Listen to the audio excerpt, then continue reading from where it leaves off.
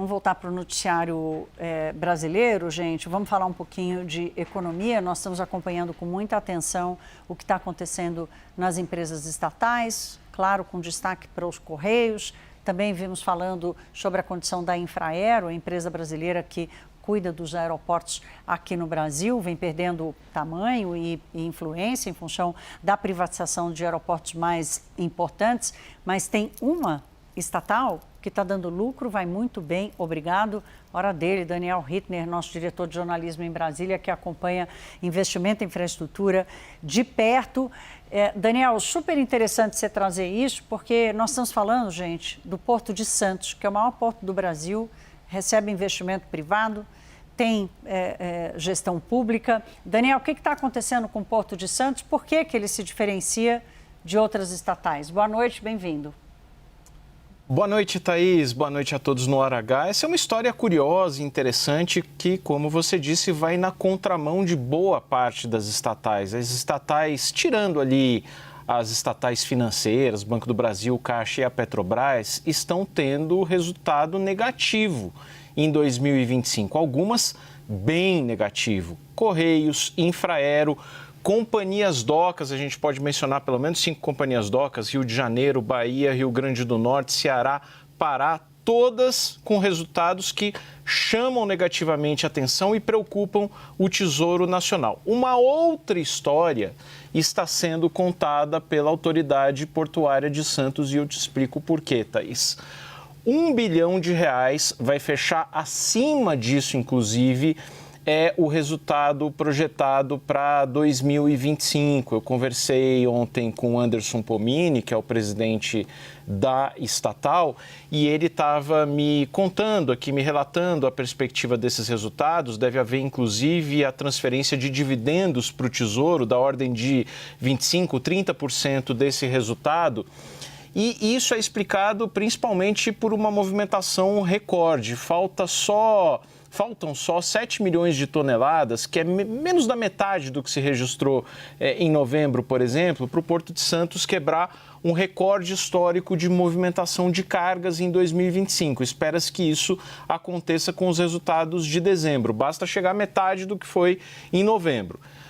Mais exportações, mais importações, isso traz receitas. Obviamente tem um processo ali de reorganização financeira do Porto, enxugamento de seus quadros, gerou resultado de R$1 bilhão e tem um plano de investimento muito robusto. Eu queria te mencionar, Thaís, 3 coisas que devem acontecer ao longo de 2026 que são absolutamente paradigmáticas no Porto de Santos.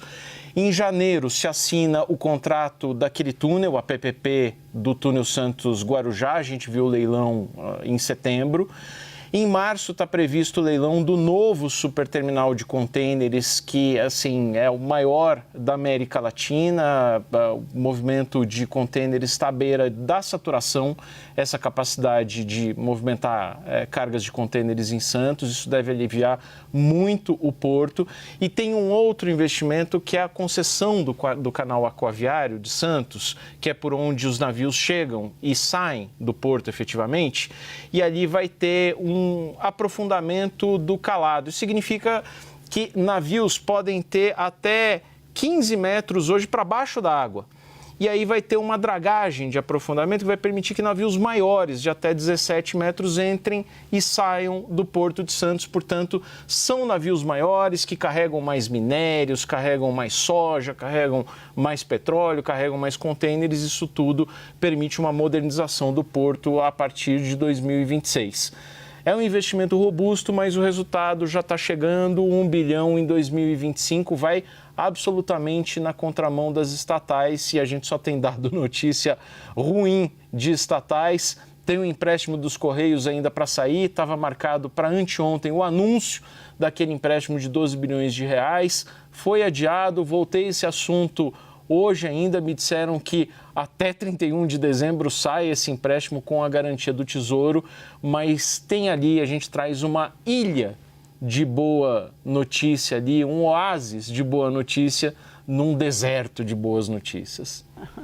Daniel, eu vou fazer aqui um papel de tia chata, porque é muito importante trazer esse resultado do Porto de Santos, gente, porque o Brasil é o maior exportador de alimentos do mundo. O Brasil é uma potência exportadora de grãos, de minério de ferro. A gente gostaria de exportar muito mais coisas, mas não conseguimos. Mas, de qualquer forma, esse investimento que o Daniel traz é um ponto positivo sobre um gargalo histórico de infraestrutura no Brasil, né, Daniel? A gente está assistindo, por exemplo, no caso do saneamento básico, depois da mudança na regulamentação, veja como a segurança jurídica atrai o capital capaz de fazer a mudança. O saneamento básico mostrando que o investimento está de vento em popa e crescendo muito, passando a atender gente que não sabia o que era uma rede de esgoto perto de casa.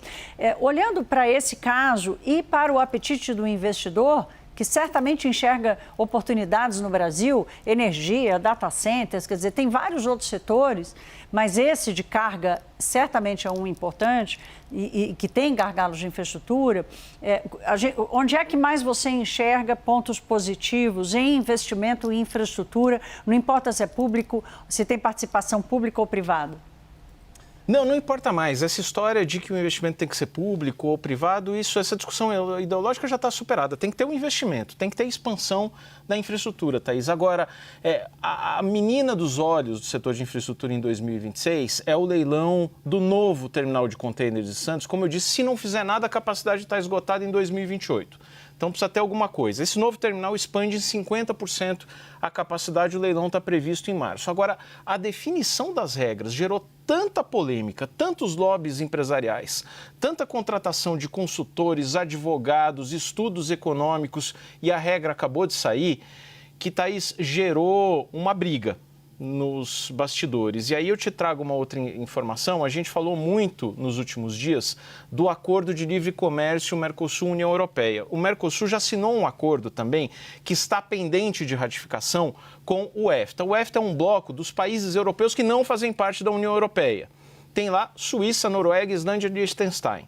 Vou te trazer um bastidor aqui, Thaís, que nesse leilão do novo terminal de contêineres de Santos, que está previsto para março, as regras acabaram excluindo do processo a MSC, que é a maior companhia de navegação do mundo. O governo, com aval do TCU, acabou adotando uma regra de que vamos evitar que companhias de navegação também façam as operações de contêineres. Chegou-se à decisão de que isso não seria saudável para a concorrência. Pois bem, a informação que eu trago, Thaís, é que o embaixador da Suíça no Brasil esteve recentemente na Casa Civil da Presidência da República e já deu alerta.